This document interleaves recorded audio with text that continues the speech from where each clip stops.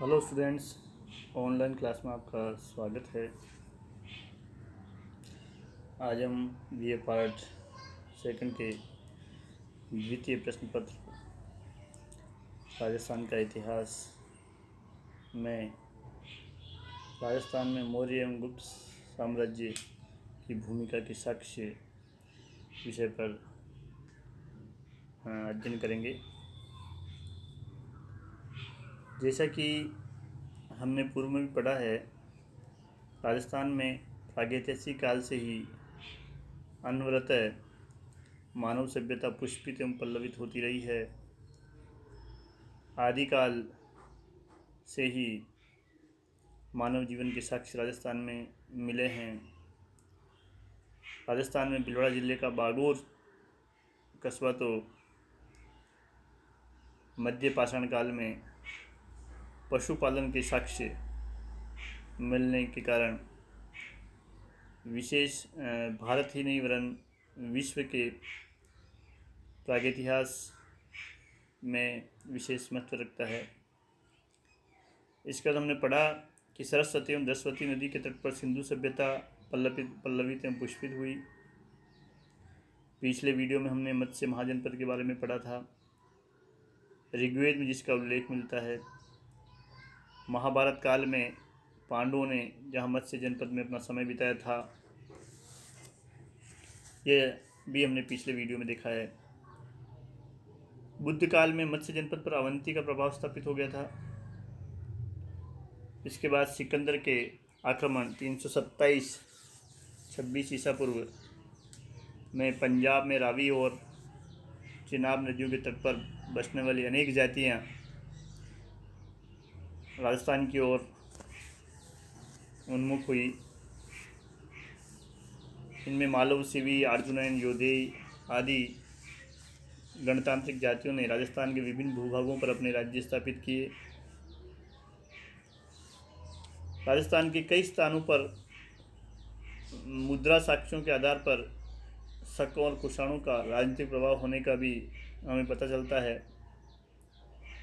इस प्रकार राजस्थान जो है केंद्रीय भारत की शक्तियों का प्रत्यक्ष या अप्रत्यक्ष रूप से एक प्रकार से कहें शासन स्थल रहा है। सिक्के, स्मारक, अभिलेख एवं पुरातात्विक अवशेष इसको प्रमाणित करते हैं। इसी संदर्भ में हम देखते हैं कि मौर्यों एवं गुप्तों ने भी राजस्थान में अप्रत्यक्ष रूप से अपनी शासन स्थापित की और इसके साक्ष्य में मिलते हैं। तो सबसे पहले हम देखते हैं मौर्य साम्राज्य के शासन की भूमिका के साक्ष्य राजस्थान में हमें इस प्रकार मिलते हैं। कहाँ से मिलते हैं? राजस्थान के कुछ भूभाग पर मौर्य शासकों का अधिकार था। बेरार से हमें अशोक का एक महत्वपूर्ण शिलालेख मिला है जो बाबरू शिलालेख के नाम से जाना जाता है। इस बाबरू शिलालेख के आधार पर ही विद्वानों ने अशोक का जो धर्म है वो बौद्ध धर्म घोषित किया है। बेराट में अशोक का शिलालेख या मौर्य वंश के प्रभाव को बताता है। यहाँ की बीजक की पहाड़ी से मौर्यकालीन अवशेष मिले हैं, जिनमें विशेष तौर से चुनार के पत्थर के पालिशदार और कई सादे पत्थर के टुकड़े मिले हैं, जिन्हें अशोक के स्तंभों के भाग होने का अनुमान लगाया जाता है। हमें ध्यान रखना चाहिए कि अशोक के जो स्तंभ हमें उसके साम्राज्य के कई भूभाग से मिले हैं, विशेष तौर से उसके सीमावर्ती प्रदेशों से, उसमें चुनार के पत्थर का प्रयोग किया गया है। स्तंभ के कई भागों के अवशेषों में सिंह की आकृति का खंड भी सम्मिलित है, जो कि हमें अशोक के स्तंभों के शीर्ष पर देखने को मिलता है। बेराट के अशोक स्तंभ अवशेषों की तरह ही एक गोल मंदिर के अवशेष भी हमें बेराट से मिलते हैं और इस मंदिर को अशोक द्वारा बनवाए जाने के प्रमाण हमें मिलते हैं। इसके उत्खनन से मंदिर के विभिन्न भागों का अनुमान लगाया जाता है, जैसे मंदिर की फर्श किस प्रकार की थी, मंदिर के द्वार कैसे थे, द्वारों को किस पर टिकाया जाता था, या मंदिर के आसपास, मंदिर के चारों ओर दीवारों पर किन पशु पक्षियों की या कौन सी चित्रकारी की गई थी। ये सारे साक्ष्य हमें गोल मंदिर से मिलते हैं, जो हमें बैराठ में मिला है। तो मौर्य साम्राज्य के शासन का राजस्थान में होने का सबसे प्रबल प्रमाण बैराठ में अशोक का शिलालेख और उसके गोल मंदिर के अवशेष है। इसके बाद कुमारपाल प्रबंध एवं जैन ग्रंथ हमें ये बताते हैं कि चित्तौड़ का जो प्राचीन दुर्ग है और वहाँ का जो चित्रांग तालाब है वो किसी मौर्य राजा चित्रांग द्वारा बनवाए गए थे। दूसरा, कर्नल टोड को 770 विक्रम संवत का एक शिलालेख मिला है, जिसे मानमोरी का शिलालेख कहते हैं। यह चित्तौड़ से कुछ दूर मानसरोवर नामक तालाब की पाल पर कर्नल टोड को मिला है। वर्तमान में ये पार्थिव रूप में इस शिलालेख में प्राप्त नहीं है। ऐसा माना जाता है कि कर्नल टोड इसे अपने साथ इंग्लैंड ले जाना चाहता था, मगर जहाज में रखने के पश्चात भारी होने के कारण इसे समुद्र में फेंक दिया गया।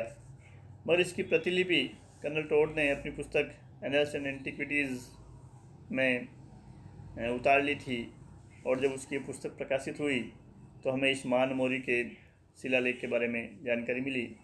इस शिलालेख में हमें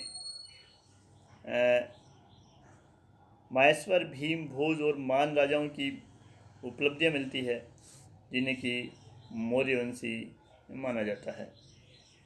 इसके अलावा कोटा के निकट कंसवा गांव के शिवालय में हमें 738 ईस्वी का एक शिलालेख मिला है, जिसमें मौर्यवंशी राजा धवल का नाम है।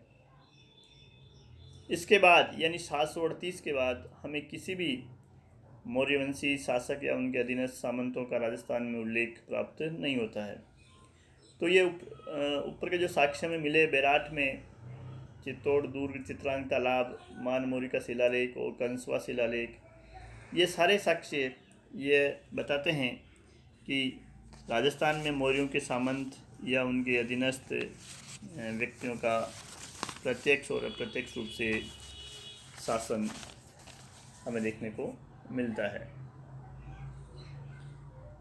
अब हम देखते हैं राजस्थान में गुप्त साम्राज्य के साक्ष्य हमें कहाँ से प्राप्त होते हैं।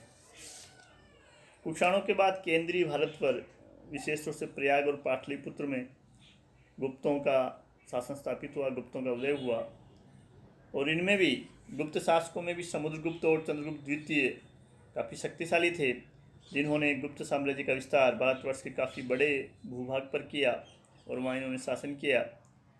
राजस्थान भी इनके अधीनस्थ क्षेत्रों में से एक था। वैसे तो गुप्तों द्वारा प्रत्यक्ष शासन करने के राजस्थान में हमें कोई प्रमाण नहीं मिलते हैं कि उनका प्रत्यक्ष शासन राजस्थान में रहा हो, मगर राजस्थान में जो शासन करने वाली गणतांत्रिक जातियाँ इस समय थी, विभिन्न गणराज्य जो इस समय थे, जैसे आभीर, नाग, मालव, योधे आदि, इन्होंने गुप्तों की अधीनता स्वीकार कर ली थी। इसके प्रमाण हमें मिलते हैं गुप्त संवत के कुछ शिलालेख, जैसे गोठ मांगलोद में हमें एक शिलालेख मिला है जिसमें गुप्त संवत 289 ईस्वी का एक ये लेख है। गंगधार जो झालावाड़ में है, इसका एक लेख में 423 ईस्वी में मिला है, जिसमें यहाँ का जो शासक था वो कुमारगुप्त का सामंत, गुप्त से कुमारगुप्त, जिसने 415 से 455 ईस्वी तक शासन किया था, उसका सामंत होने का उल्लेख मिलता है। हमें ध्यान में होना चाहिए कि गुप्त संवत की शुरुआत चंद्रगुप्त प्रथम द्वारा 319-20 ईस्वी में मानी जाती है, और उसके बाद गुप्तों का 319 ईस्वी में पहला गुप्त संवत था, फिर गुप्त संवत 2, गुप्त संवत 3, इस तरह गुप्त संवत 319-20 में शुरू हुआ था। तो गुप्त संवत के जो शिलालेख राजस्थान में मिले हैं, गंगधार और गोठ मांगलोद के शिलालेख, इससे भी राजस्थान में गुप्त साम्राज्य की पुष्टि होती है। इसके अलावा प्रयाग प्रशस्ति जो समुद्रगुप्त की उपलब्धियों के बारे में हमें महत्वपूर्ण रूप से जानकारी देती है। समुद्रगुप्त के शांति विग्रह हरिश्रेण ने इसकी रचना की थी और तिलक भट्ट ने इसको पत्थर पर खोदा था, जो अशोक स्तंभ पर लिखित है, जो कि इलाहाबाद या प्रयाग में स्थित अशोक स्तंभ पर यह लिखी गई, इसलिए इसे प्रयाग प्रशस्ति कहा जाता है। विशेष तौर से समुद्रगुप्त के शासन की और उसके विजयों के बारे में हमें ये जानकारी देती है। इस प्रयाग प्रशस्ति से हमें पता चलता है कि राजस्थान के गणराज्यों के शासकों के प्रतिनिधि जो है वो गुप्त शासकों के दरबार में उपस्थित होते थे। हमें ऐसा लगता है कि गुप्त शासकों ने जो है राजस्थान के गणराज्यों को उन्होंने समाप्त नहीं किया, वरन अपनी अधीनस्थता के अंतर्गत इन्हें अर्ध स्वायत्त रूप से बनाए रखा, अर्ध स्वतंत्र रूप से बनाए रखा। 5वीं शताब्दी ईस्वी तक ये गणराज्य इसी स्थिति में यानी गुप्तों के अधीनस्थ बने रहे। इसके बाद गुप्तवंशी शासक हूणों के आक्रमण में संलग्न हो गए। विशेष तौर से स्कंदगुप्त के शासनकाल में जो हूण आक्रमण हुए तो गुप्त साम्राज्य अपने अधीनस्थ क्षेत्रों पर ज़्यादा ध्यान नहीं दे पाया और उस दौरान गुजरात और राजपूताना के जो गुप्तों के अधिकृत क्षेत्र थे उन पर हूणों ने अधिकार कर लिया। तो हम कह सकते हैं 5वीं शताब्दी ईस्वी के लगभग गुप्तों का जो अधिकार है राजस्थान में एक प्रकार से समाप्त हुआ। भरतपुर, बूंदीवाली डूंगरी, जयपुर, अजमेर तथा मेवाड़ से हमें चंद्रगुप्त प्रथम, समुद्रगुप्त, चंद्रगुप्त द्वितीय और कुमारगुप्त की स्वर्ण मुद्राएं हमें प्राप्त होती है। इसके अलावा नलियासर से कुमारगुप्त प्रथम की रजत मुद्राएं भी हमें प्राप्त होती है। इन मुद्राओं से भी हमें एक प्रकार से राजस्थान में गुप्त शासन का उल्लेख प्राप्त होता है। गुप्त शासन के बारे में हम अनुमान लगा सकते हैं कि गुप्तों का प्रभाव राजस्थान में था। अब हम देखें राजस्थान में गुप्त का शासन तो हमने इन प्रमाणों के द्वारा देखा। अब गुप्तों के शासन का क्या प्रभाव हमें राजस्थान के ऊपर दिखाई देता है, इसमें हम पहले टॉपिक के रूप में लिखते हैं कि राजस्थान की शासन व्यवस्था पर गुप्त शासन का क्या प्रभाव पड़ा। तो जैसा कि हमने अभी देखा कि यहाँ के जो गणराज्य थे वो अपने प्रतिनिधि गुप्त दरबार में भेजते थे, मगर गुप्त शासकों ने उन राजस्थान के जो गणराज्य थे उनके आंतरिक शासन में कोई हस्तक्षेप नहीं किया, जिससे गणराज्यों की जो पहले की जो व्यवस्थाएं थी वो वैसी की वैसी चलती रही, यानी वो अपने अपने क्षेत्र में शासन व्यवस्था के लिए के क्षेत्र में स्वतंत्र थे। नाम मात्र का आधिपत्य उन्होंने गुप्त शासकों का स्वीकार किया था। एक प्रकार से वो उनके करद राज्य थे और कर भेजने के अलावा गुप्तों ने या कर प्राप्त करने के अलावा गुप्तों ने उनके शासन में किसी प्रकार का हस्तक्षेप नहीं किया। तो हम ये कह सकते हैं कि गुप्त शासन का उस काल में राजस्थान की शासन व्यवस्था पर कोई प्रभाव नहीं पड़ा। दूसरा बिंदु हम लेते हैं कि राजस्थान की धार्मिक स्थिति या धार्मिक प्रगति पर गुप्त शासन का क्या प्रत्यक्ष या अप्रत्यक्ष रूप से कोई प्रभाव हमें दिखाई देता है। तो जैसे कि मैं ध्यान में है कि गुप्त शासक जो थे वो ब्राह्मण धर्म के अनुयायी थे और विशेष तौर से वैष्णव धर्म, अपने आप को परम भागवत कहा करता था चंद्रगुप्त द्वितीय, तो उसके अनुयायी थे। उसका प्रभाव हमें गुप्त काल में राजस्थान में भी दिखाई देता है और यहाँ भी ब्राह्मण धर्म फला फूला। नलियासर से जो कुमारगुप्त प्रथम की चांदी की मुद्राएं हमें मिलती है उसमें मयूर आकृति अंकित है, जिससे हम ये अनुमान लगा सकते हैं कि उस समय कार्तिकेय की जो पूजा थी वो लोकप्रिय थी। कोटा के मुकुंदरा, कृष्णविलास के मंदिर तथा भिन्नमाल, मंडोर के स्तंभ, पाली और कामा की विष्णु, कृष्ण और बलराम की मूर्तियाँ मिलना इन क्षेत्रों में उस काल में गुप्त काल में यानी वैष्णव धर्म के प्रसार की सूचक है, हमें वैष्णव धर्म के प्रसार को बताती है, जो कि गुप्त शासकों का धर्म था। गंगाधर शिलालेख और नगरी का शिलालेख जो कि 423 ईस्वी और 425 ईस्वी के हैं, इन शिलालेखों में विष्णु मंदिरों के निर्माण का उल्लेख हमें मिलता है।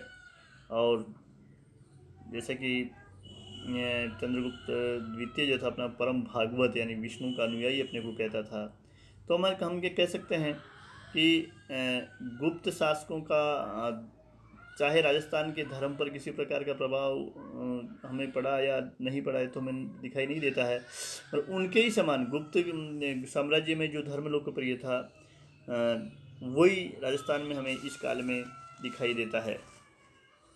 उत्तरी पूर्वी और दक्षिणी पश्चिमी राजस्थान में इस समय शैव धर्म भी की प्रगति के बारे में भी हमें पता चलता है। कोटा का चार चौमा का शिवालय और रंगमहल व बड़ोपल से हमें शिव पार्वती की जो मूर्तियाँ मिली है, और सांबर कल्याणपुर कामा में भी शिव पार्वती की जो मूर्तियाँ हैं वो इस काल में शैव धर्म की भी प्रगति की भी सूचक है। कुल मिलाकर हम ये कह सकते हैं कि इस गुप्त पीरियड में राजस्थान में ब्राह्मण धर्म और अनुष्ठान यानी यज्ञों की प्रथा जो है प्रचलित थी, और हमें मालूम है कि गुप्त शासकों ने भी ब्राह्मण धर्म को प्रश्रय दिया और उनके अनुष्ठान यानी यज्ञों को, इसमें समुद्रगुप्त ने अश्वमेध यज्ञ किया था, चंद्रगुप्त ने अश्वमेध यज्ञ किया था, इसकी जानकारी हमें मिलती है। गुप्तों का सबसे बड़ा प्रभाव जो हमें राजस्थान में दिखाई देता है वो राजस्थान की मूर्तिकला और वास्तुकला पर दिखाई देता है।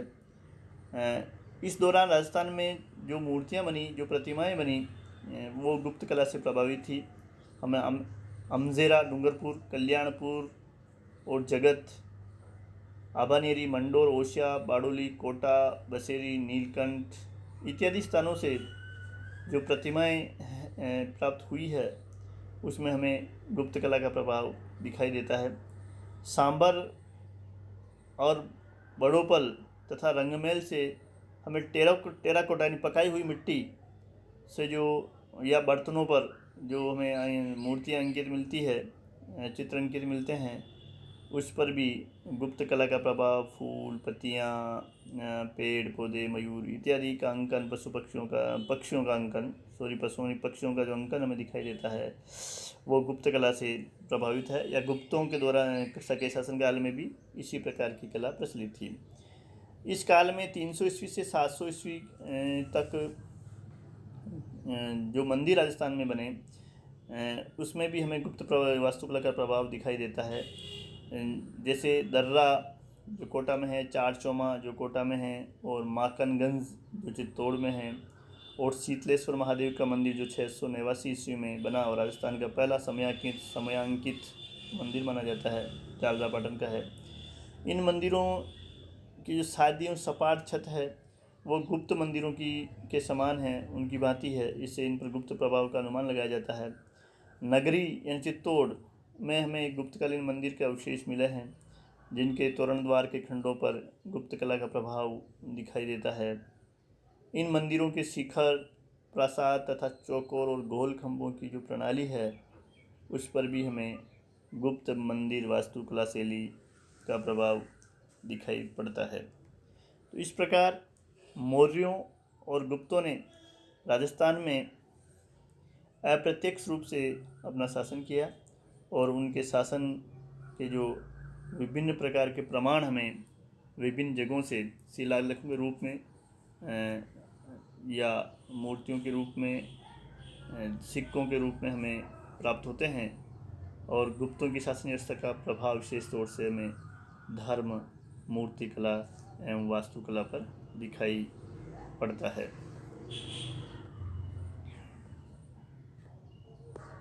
धन्यवाद।